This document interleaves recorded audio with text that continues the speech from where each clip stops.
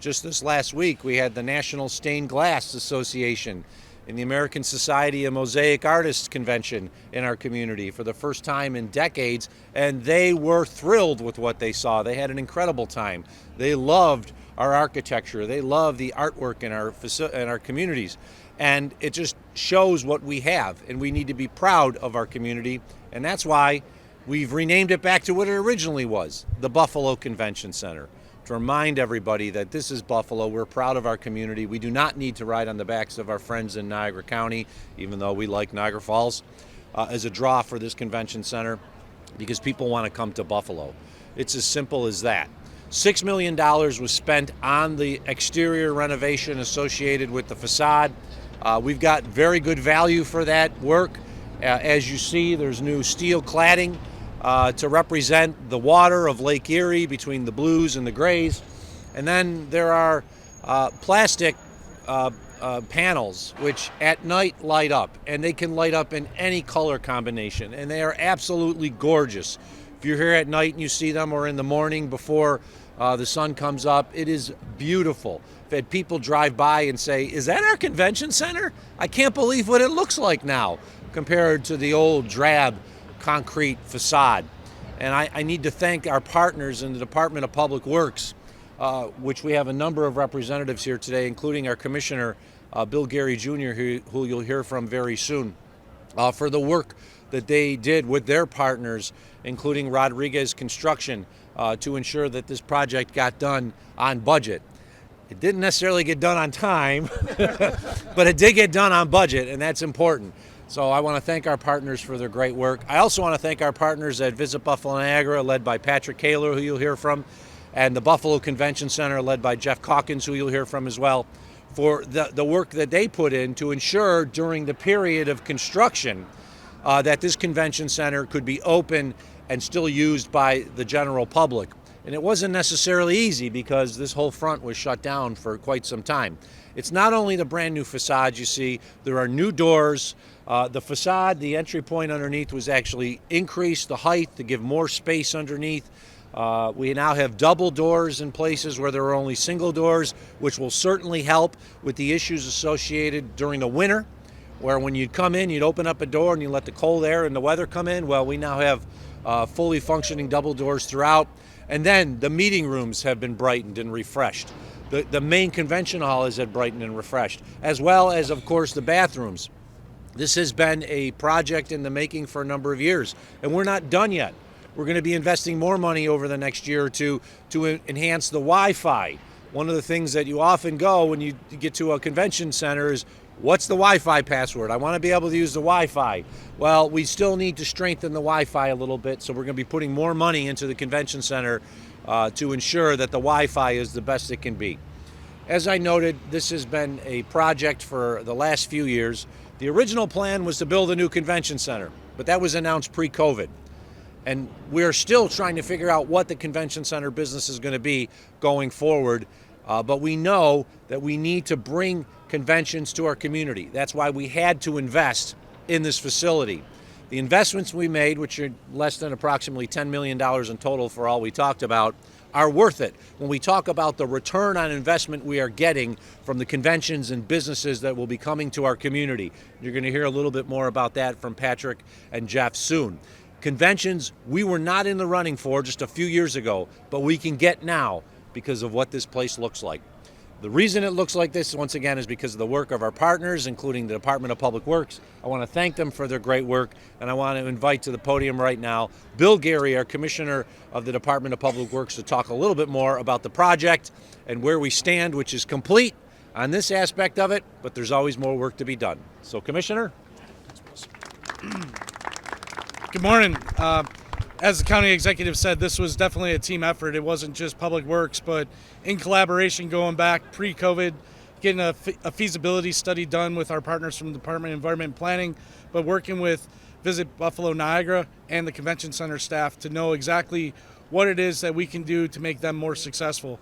Through that, the team in Buildings and Grounds, led by Chris Strauss, worked with getting the design from Troutman.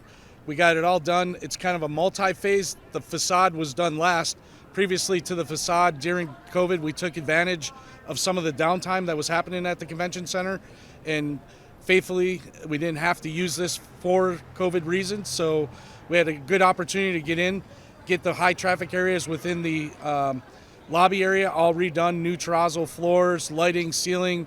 It just opened everything up again, brightened the space, and took away the drab from the 1979 era building, and quite honestly, outdated, worn out tiles from over hundreds of thousands of people annually coming through. So that project was done. It was about 1.1 million. Then we transitioned in March of 22. As the county executive said, there were delays, but like everybody else is dealing with delays coming out of COVID, ramping up. We had some supply chain issues getting some products, but here we are. We hit it by the end of September, or beginning of September, of 23. Our finished products here, $6 million investment, and the curb appeal now can go along with all the private investment that's happening in the Renaissance, not just in the city of Buffalo, but all of Erie County, and make it proud to say that it's the Buffalo Convention Center, and really proud of our forces for getting this done and through a lot of hard, long days, but it'll definitely pay fruit for VBN and the Convention Center and everybody in Erie County. Thank you. Thank you, Billy. As I said, we've got great partners in the convention business, and of course our main partner is Visit Buffalo Niagara, who Erie County financially supports. This upcoming 2024 budget, we're planning on giving them $650,000 more than they received this year, which is good considering we know the cost of inflation and the cost of everything is going up, and therefore we're helping them with additional money to bring more money back into our community. I want to thank them for the work that they've done to ensure that we continue to be strong community that can position itself to get those mid-sized conventions. We're never going to get the largest conventions. We cannot compete with New York, Washington, Chicago, Orlando. It's just not going to happen. But we can compete with the mid-market. And this convention center is an example, including with the team from the convention center, of why we can compete. One problem we're dealing with right now is hotel space, including with the Buffalo Grand, the former Adams Mark, being down. If we can get more hotel space online in the next year, we're even going to get more conventions. But we're winning ones that we hadn't won in a number of years.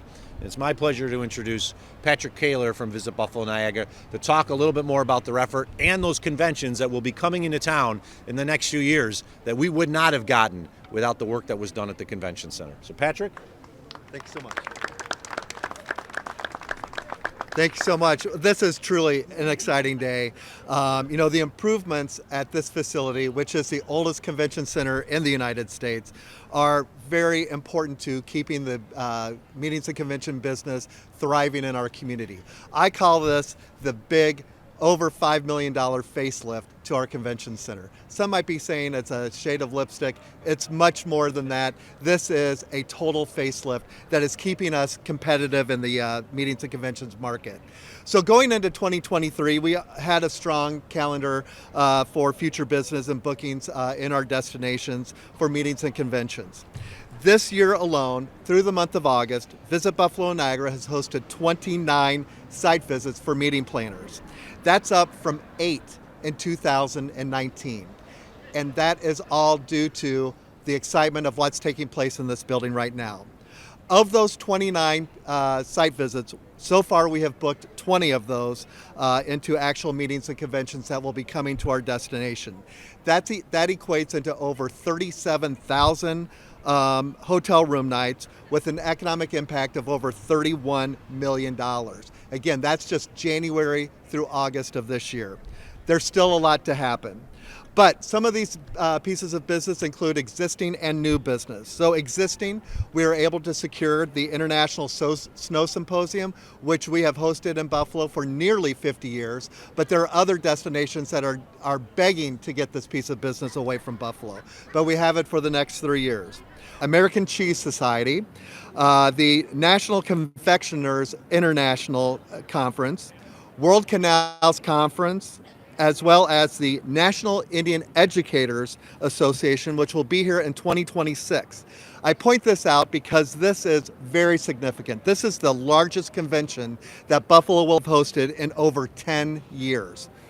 And again, when they did their site visit, everything was under construction. And we were up against a major city, but we won it because of what was happening here at the convention center, along with our partners with the Seneca Gaming Corporation and our wonderful hotel partners. Just to explain a little bit about our overall sales process too. So we changed a little bit in 2023, and again, looking on beyond. But this year we hired a DC-based salesperson, national sales director, who specifically is going after the National Association market, which again is very vital to the overall operation. Again, so many of those site visits would not have happened without that person, boots on the ground in DC, able to represent Buffalo and our destination and our facility on a daily basis. We also started partnering with our economic development partners, such as Invest Buffalo, as well as the county's Department of Environment and Planning. So many of the conventions that I mentioned, the artisan cheese, the confectioners, those are all due to those relationships within our community, with working with our business sector, working with our farmers, especially with the American Cheese Society, working with those people who are actually producing things that are interesting for those associations to then come to our destination, and those attendees will experience them firsthand.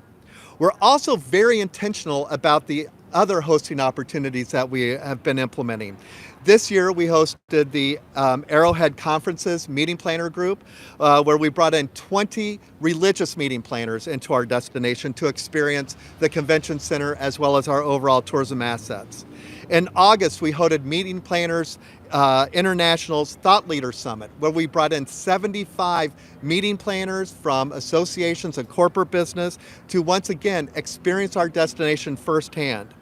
All of these folks truly saw Buffalo through a new perspective. They got it. Once we get people to our destination, they see that it's not snowing here 365 days a year, that we have great assets, that we have fantastic community partners, including our government officials.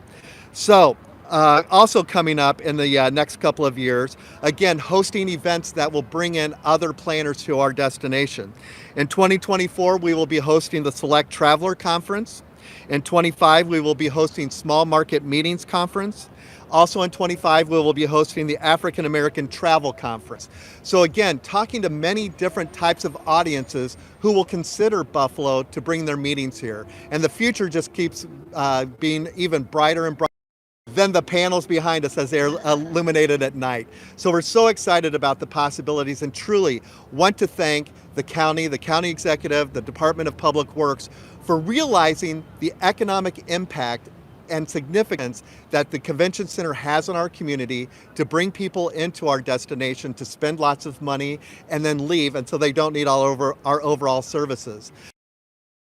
Have heard through the governor's announcement, the overall travel spend in our destination, Erie County was up to $2.2 billion in overall travel spend.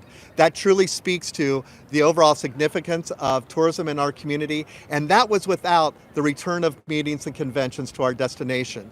It's still a little bit slow to return. We're expected to be back to 2019 levels by 2024-25, and I think that the events that I've rattled off truly prove what is going to be coming, and that we will recover to those 2019 levels as well as exceed them in the future. Thank you so much.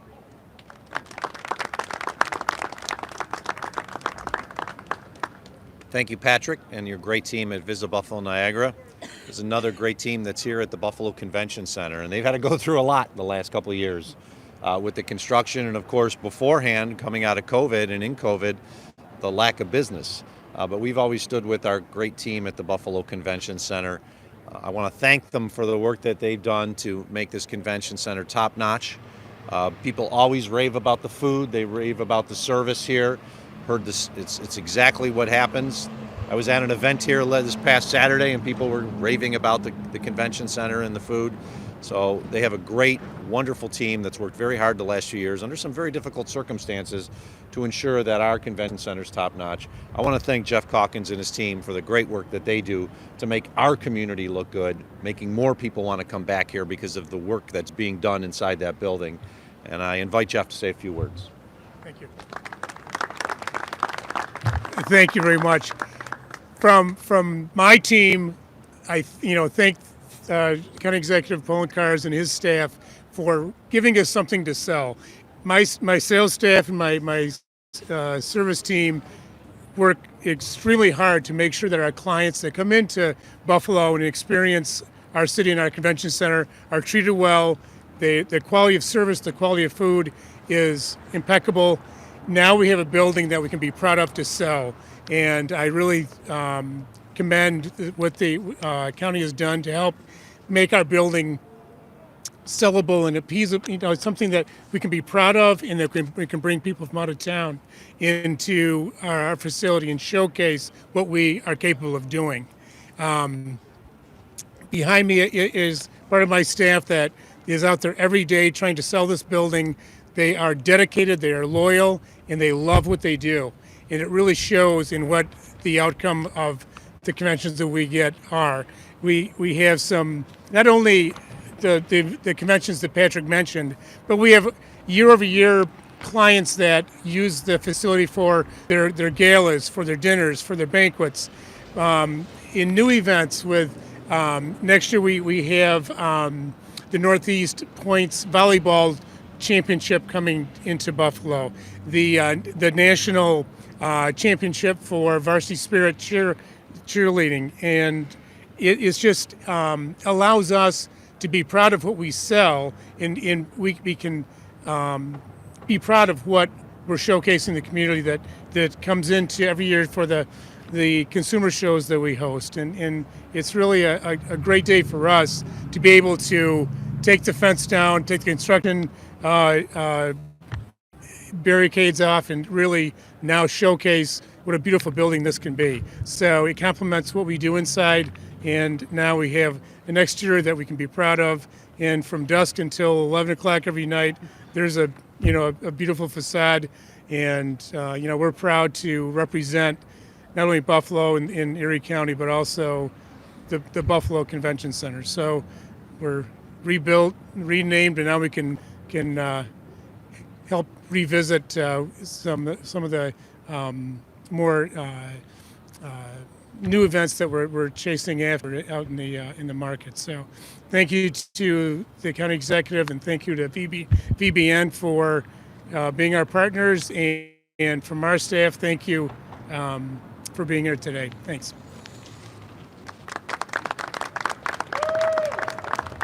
Thank you, Jeff. Thank you. CSCA! Can always get a cheer from CSCA. As we noted, it's not a new building, but it's a much better building. If you have never seen it before, you're going to think, wow, this is a fairly new facility because of the work that was done on the outside and the inside. And I think it's important for you to understand there's a lot of work that was done on the inside too. If you had never set foot in this facility before, you would not realize that it dates back to the late 70s.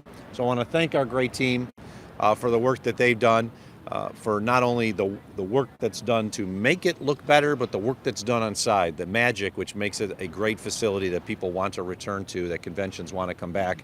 And we're very proud that we're getting these additional new conventions in town. And I guarantee when the American Cheese Society is here, you're going to want to get an invite, because all the best cheeses from across the United States are going to be here. I can see the members of the media already smiling. They want to cover that. So to all, congratulations, thank you, and we'll be glad to answer any questions on topic. What do people want to see outside of using the center? Does it depend on the convention? Do they all want to see the architecture, some Niagara Falls? What are they looking for, I guess, outside of that? Sure, it's a complete convention package. So, first and foremost, they need to know that the facility fits their needs. And I will tell you that I have been on a couple of these site visits over the last few months, and the convention center staff does a fantastic job of laying out the overall needs. I'll have breakfast with the planner before we come over to the convention center, and I said, I don't know if it's going to fit. And when we walk in, they give them a whole schematic that already lays it out, and they're like, okay, we can do this. But it also is everything that's outside, that we have the a strong hotel component, that we have a great convention district, that people feel welcome coming to our community, that it is a overall welcoming and diverse community. We just hosted a group of Compete Sports Diversity planners, and one of their takeaways was, We wish that every city was as welcoming and diverse as Buffalo. And that's something that we're able to put out as far as our overall marketing is concerned, that a group of influencers such as that really recognize what we bring to the table as a community, plus in addition to the great restaurants, bars, obviously chicken wings, but it's that whole complete package. And as the county executive mentioned, we are struggling a little bit and challenged a little bit with our hotel package. Without having 474 rooms at the Buffalo Grand, that's a challenge for us because meeting planners don't like to sign multiple contracts. As I mentioned with the National Indian Educators Association, they're having to sign 8 contracts with hotels. The other city that they could have gone to, they would have only had to sign 2. But because of our complete product and package that we were able to bring to the table, they wanted to come here. But that's an anomaly. So that's a problem that we're going to have until this hotel situation is completed. What's also great is that we're standing right here in front of the Statler where we can hear work going on. I desperately need those 213 hotel rooms. My sales team definitely needs those 213 hotel rooms to sell for the future because, again, we're booking things 2025, 26, 27, 28. So to know that those rooms will be coming online are so important to us.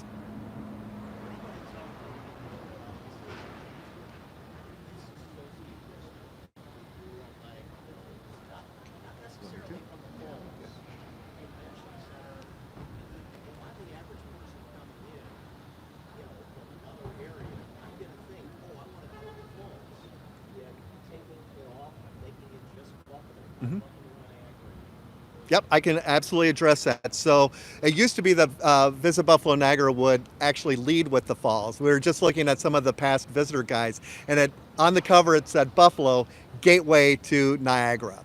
And there was a big picture of Niagara Falls right on the cover.